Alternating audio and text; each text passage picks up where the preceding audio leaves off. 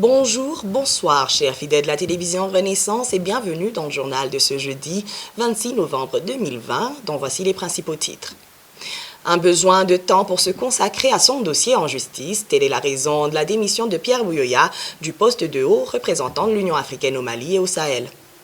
Les auteurs des violences faites aux femmes ne sont jamais poursuivis parce que la justice n'est pas indépendante. Lecture de Maître Immaculée Hunja, présidente du mouvement des femmes et filles pour la paix et la sécurité au Burundi.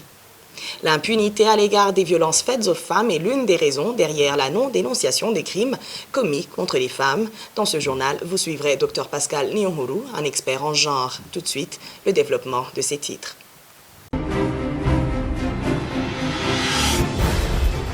Encore une fois, bienvenue dans ce journal. C'est officiel, la condamnation à la prison à vie de Pierre Buyoya par la justice burundaise est à la base de sa démission. L'ancien chef de l'État a animé une conférence de presse à Bamako, au Mali, mercredi, pour préciser la raison de son départ du poste de haut représentant de l'Union africaine au Mali et au Sahel.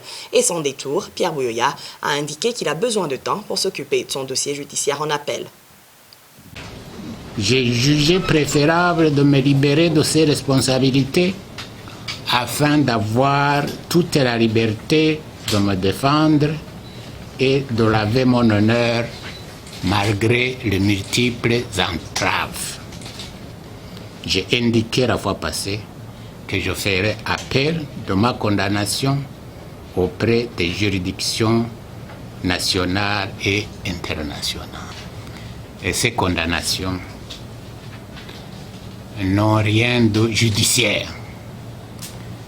Parce que le dossier dont on nous accuse, l'assassinat du président Ndadaye, c'est un dossier qui date d'il y a 27 ans. Donc qui, au terme de la loi burundaise, est frappé de prescription.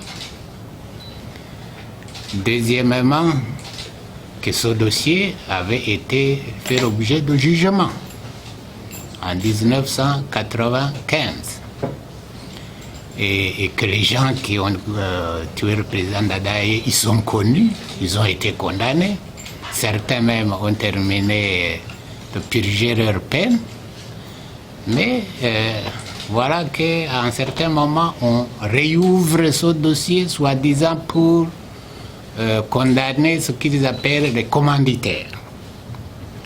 Bon, mieux encore, sur le fond, ce genre de dossier avait fait l'objet de discussions, de longues discussions lors des négociations d'Arusha.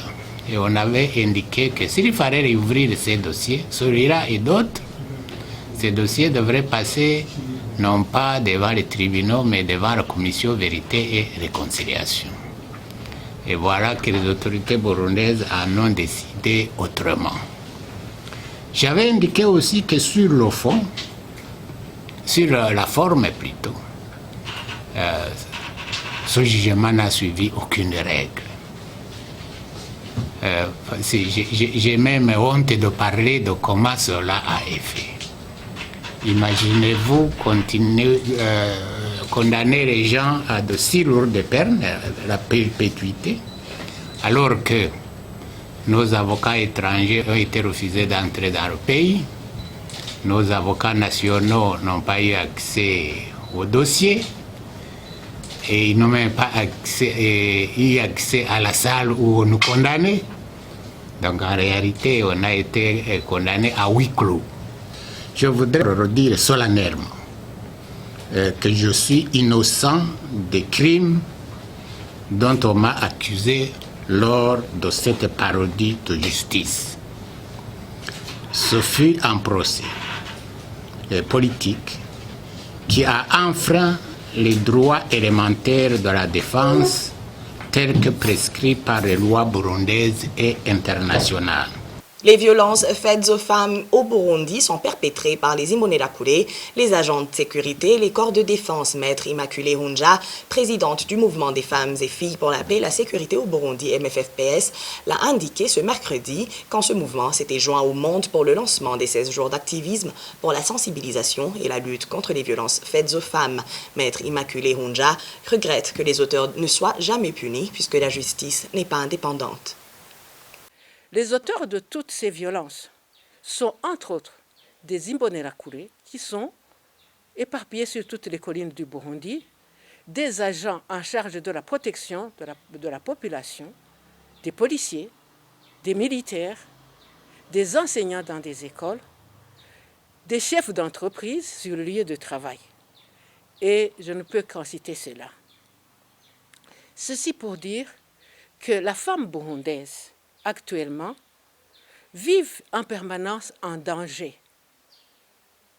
À ce jour, on nous signale et on nous dit, et dans des déclarations officielles, qu'il y a des enquêtes. Mais très peu d'enquêtes ont abouti à des poursuites judiciaires, car les instances judiciaires sont corrompues.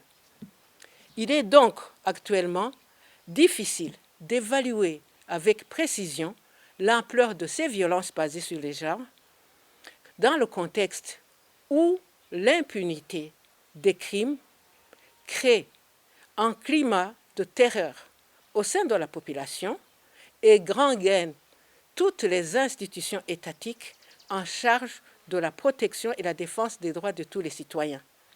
Ici, nous interpellons et saluons les actions qui ont été menées et qui continuent d'être menées par les organisations nationales, en général, féminines en particulier, qui travaillent au quotidien pour lutter contre ce fléau national, mais aussi pour aider les victimes à se reconstruire. Maître Immaculée Hunja, présidente du MFFPS. Et toujours parlant violence basée sur le genre, les violences faites aux femmes qui restent impunies et la peur de mettre l'agresseur en difficulté sont parmi les facteurs à l'origine de la non-dénonciation des crimes commis contre les femmes. C'est ce qu'explique Dr Pascal Nyong'ourou, chercheur en genre à l'université de Coventry, en Angleterre. Il intervient dans le cadre des 16 jours d'activisme sur la sensibilisation et la lutte contre les violences faites aux femmes dans le monde. Il y a beaucoup de raisons et ces raisons diffèrent de région en région, de pays en pays, de société en société. Mais en général, il y a justement cette peur de mettre l'agresseur en difficulté et la peur aussi des représailles de la part de l'agresseur.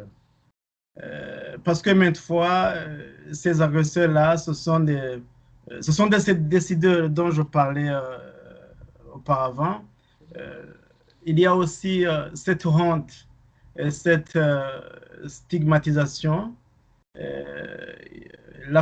ces croyances culturelles, je dirais, mais aussi les acteurs qui ne sont pas punis, même si les cas sont révélés à la justice, ils ne sont pas punis. Alors là, les femmes disent, bon, écoute, même si je devais porter plainte, ça ne donnait rien. Donc, elles préfèrent laisser ces violences-là. Voilà. Mais le pire des choses, c'est que de nombreuses femmes ne signalent pas tout simplement parce que elles pensent que la violence contre elles est une affaire normale ou c'est une affaire qui n'est pas grave pour être signalée. Voilà. Dr Pascal Nyong'ourou, chercheur en genre. Et dans la suite des témoignages de l'émission Parcours de la télévision Renaissance, aujourd'hui nous vous proposons de suivre le témoignage de Gervais Nibigira, originaire de la colline Kadende en province Muyinga. Gervais Nibigira est devenu orphelin en 1993 quand ses parents et tous les membres de la famille de son grand-père paternel ont été tués. C'était lors des massacres qui ont eu lieu au lendemain de l'assassinat du président Melchior Ndadaye. umunyeshuri twava hamwe yagiye Muyinga yagiye kwivuza hanyuma. Un élève originaire de ma colline est parti à Muyinga pour recevoir des soins médicaux. À ce retour, il est venu vers 13h quand nous prenions le déjeuner au réfectoire. Je n'oublierai jamais ce jour, c'était le pire de ma vie. Il m'a dit, Gervais, ça va? Tu gardes ton appétit alors que tu es le seul de ta famille entière qui soit toujours en vie. J'étais choqué. Il m'a dit qu'il est rentré de Muyinga et qu'il avait pu avoir des nouvelles de notre colline. Il m'a informé que tout le monde sur notre colline avait été tué. J'ai directement perdu mon appétit. Je n'avais plus de force. Je ne savais plus quoi faire. Quelqu'un est venu et m'a dit, Si tu fumais une cigarette, ça te changerait les idées et te calmerait l'esprit. Je n'avais jamais fumé de ma vie. Il m'a donné une cigarette, je l'ai fumée, mais rien n'a changé. Les jours passaient et on apprenait un peu plus sur ce qui s'était passé. Je vous dirai d'abord que papa et maman étaient en vie avant cela. Papa s'appelait Bukwem Thomas et maman s'appelait Mbonima Laurence. On était 4 enfants. Mon oncle paternel était là aussi. Il s'appelait Ndabwakuya Amédée. Il était enseignant. Il y avait aussi ma grand-mère paternelle. Il y avait une sœur de papa qui était là et ses enfants. Un peu de moi, dans la famille de mon grand-père paternel, personne n'est survécu. Tous les membres de cette famille qui se trouvaient à Kadende ont été tués. Iyo bavuga ngo hasi ngo hapfuye bangana gute ntamusanga bapfuye bose maje makeyi ntamwe yasigaye yarokotse yari mu Kadende uwo munsi. Vous pouvez suivre l'intégralité de ce témoignage sur les plateformes de la télévision Renaissance en fin de semaine. Nous poursuivons notre journal par ces brèves nouvelles que nous présente Darlene Irakoze. D'abord, ces tristes nouvelles. Avec un nouvel assassinat, un homme du nom de Thierry Kubgimana a été tué dans la nuit du 24 au 25 à son domicile à Gasekewuye, au sud de la mairie de Bujumbura. Le porte-parole du ministère de la Sécurité intérieure, Pierre Nkurikiye, a fait savoir que 2 hommes non identifiés ont fait irruption dans la chambre à coucher de Thierry Kubgimana vers 1h30 du matin et ont tiré sur lui avec un pistolet. Thierry Kubgimana avait fêté ses 29 ans dimanche dernier. Il s'était marié il y a 3 mois. Il laisse une veuve avec un nouveau-né d'1 mois. Sur le plan politique, le président de la République du Burundi participera au 18e sommet des chefs d'État et de gouvernement de la Communauté économique des États de l'Afrique centrale, CEEAC, organisé au Gabon en date du 27 novembre 2020. C'est l'annonce du bureau chargé de l'information et des communications à la présidence de la République du Burundi dans son communiqué de presse. Le chef d'État burundais a pris son départ aujourd'hui, le 26 novembre 2020, là où il est attendu à Libreville, et il est accompagné de la première dame Angeline Ndayishimiye. Rappelons que c'est son 3e voyage après la Tanzanie et la Guinée équatoriale. Et puis, les 4 journalistes du groupe de presse Iwachu totalisent ce jeudi 403 jours d'incarcération. La cour d'appel de Nahangwa a décidé de leur maintien en prison vendredi 5 juin 2020. Ils ont été condamnés à 2 ans et demi de prison et une amende d'1 million chacun par le tribunal de grande instance de Bubanza.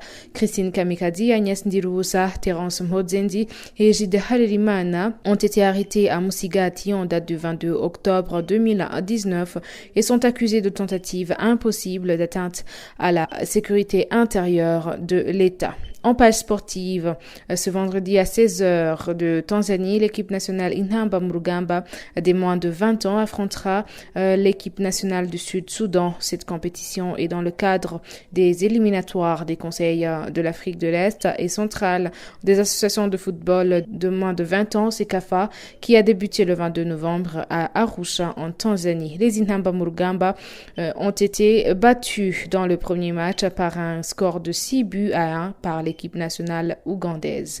Et pour terminer, le monde du football est en deuil. Diego Armando Maradona est mort. Il s'est éteint ce mercredi, quelques jours après ses 60 ans. Le footballeur international argentin, qui était considéré comme l'un des meilleurs joueurs de l'histoire du football, était né le 30 octobre 1960 à Lanús, en province du Buenos Aires. Champion du monde de football avec l'équipe d'Argentine en 1986 au Mexique, il était entraîneur du club argentin de Gimnasia La Plata. Maradona a été victime d'un arrêt cardiaque dans sa maison de repos où il était installé après une opération à la tête. Merci à Darlene Irakoze. C'est par ici que nous mettons un point final à notre journal. Merci à toute l'équipe de production et à vous tous qui l'avez suivi. Au revoir.